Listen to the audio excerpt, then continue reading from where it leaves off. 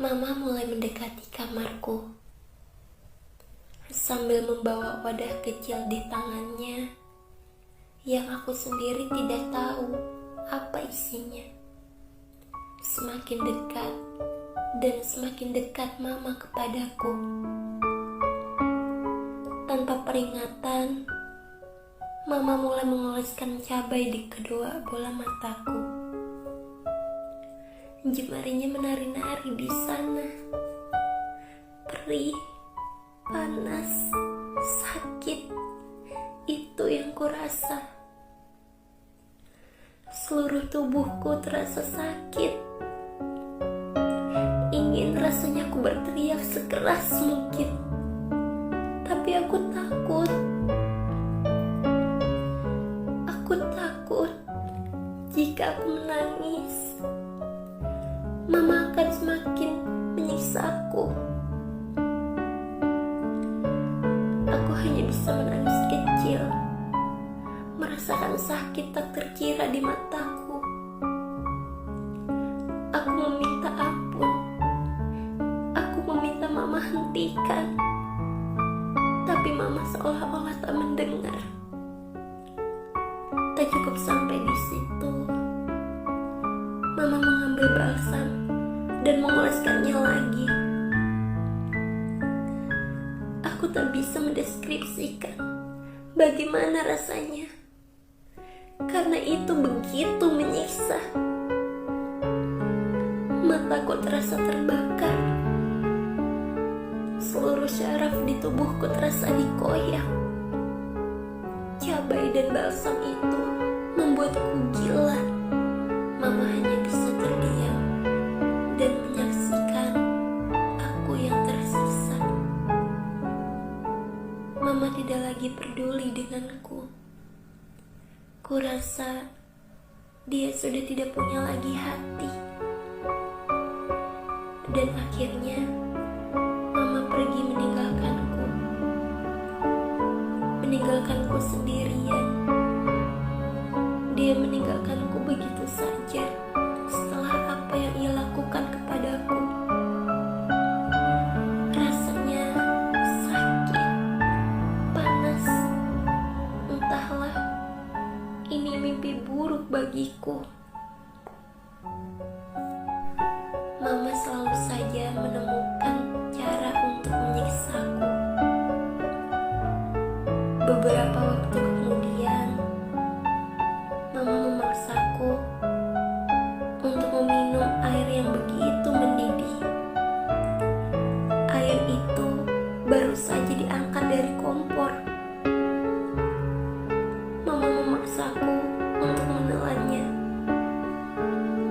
Aku mencoba untuk menolak, tapi seperti biasa, Mama tidak pernah menghiraukan ucapanku. Akhirnya, perlahan aku menelan air itu. Lidahku terasa terbakar. Tenggorokanku terasa tersayat. Aku menangis. Iya, aku hanya bisa menangis. Cukup. Kurasa sudah cukup aku di sini. Aku mau pergi saja dari sini. Mama sudah tidak lagi menyayangiku, apalagi peduli denganku. Dan kurasa sore ini adalah saatnya. Rumah sepi. Mereka sedang berada di atas. Perlahan, aku melewati ruang makan, melewati ruang tamu, dan semakin perlahan, aku menuju pintu. Sambil berjalan, aku terus memperhatikan keadaan sekitar. Aku melihat sekecil apapun bayangan yang ada. Aku mendengar sekecil apapun suara yang ada. Jangan sampai aku tertangkap oleh mereka. akhirnya aku telah melihat gerbang itu. Sedikit lagi aku akan bebas. Aku percepat langkahku. Dengan bahagia, akhirnya aku tiba di depan gerbang itu. Aku menyentuhnya, tapi ternyata gerbangnya tergembok. Gemboknya besar sekali. Tangan kecilku mencoba menarik-narik, tapi tak berguna. Pupus sudah harapanku untuk pergi dari sini. Aku sedih membayangkan apa lagi yang akan terjadi nanti. Akhirnya aku memutuskan untuk kembali saja ke kamarku, agar tidak ada yang tahu kalau aku mencoba untuk pergi. Tapi ternyata aku salah. Ternyata Mama sudah berdiri tepat di belakangku. Ya Allah, rasa sakit apa lagi yang harus aku tanggung? Tidak, aku harus pergi dari Mama. Aku berlari sekencang mungkin. Aku berlari melompati meja, menterbalikkan kursi. Aku bersembunyi di tempat sampah yang besar. Dan aku bersembunyi juga di balik kulkas. Jangan sampai Mama menemukanku. Mama sangat marah. Tatapannya sudah bukan lagi tatapan manusia. Dia sangat murka. Suaranya menggelegar memanggil namaku. Tapi sayang, usahaku sia-sia.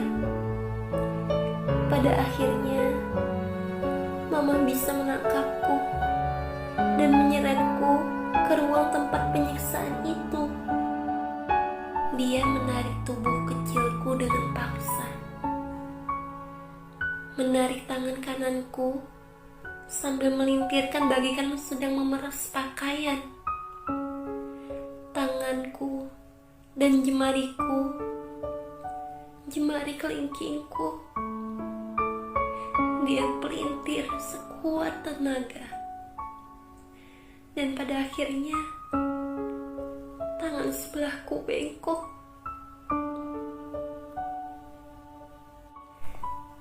Di dalam kamar mandi tempat penyiksaan itu, aku melihat ada sebuah bak besar yang berwarna hitam.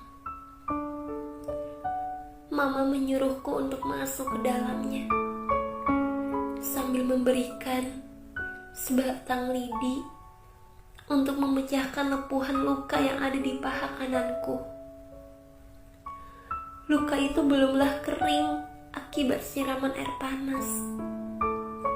Seperti biasa, aku mencoba menolaknya. Tapi Mama mengancamku. Dia akan menyiramkan kembali air panas ke tubuhku. Mau tak mau, aku melakukannya. Dengan sangat pelan, aku pecahkan luka itu. Darah mengalir dari pahaku. Sambil aku pecahkan, aku menyalakan air keran agar rasanya tidak terlalu sakit. Setelah semuanya pecah, Mama bergegas untuk mengambil sikat WC dan langsung menyikati paha kananku yang begitu kencang.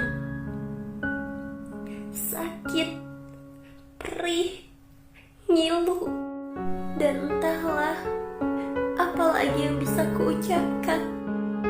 Tiada daya untuk aku bisa menangis.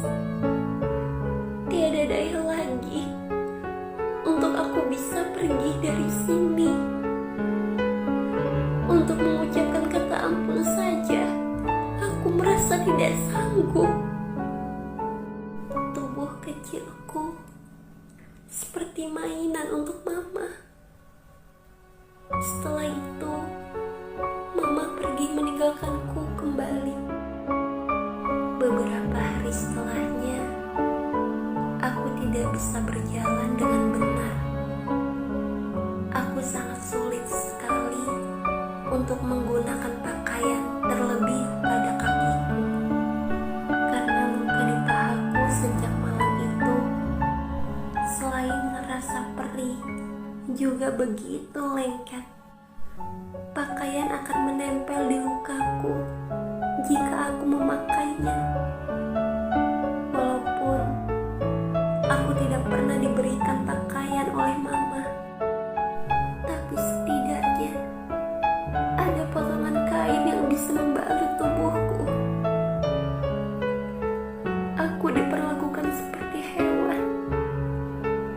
Aku diberi makan sisaan. Aku minum dari air keran atau air yang mendidih. Begitulah kehidupanku sehari-hari. Sentuhan kasih sayang adalah pukulan. Nyanyian Nina Bobo adalah makian. Makanannya hanyalah sampah. Mama tidak akan pernah bosan untuk bermain denganku. Aku selalu berharap untuk bisa keluar dari tempat yang kejam ini. Meskipun aku tahu nihil untuk aku bisa keluar dari neraka ini.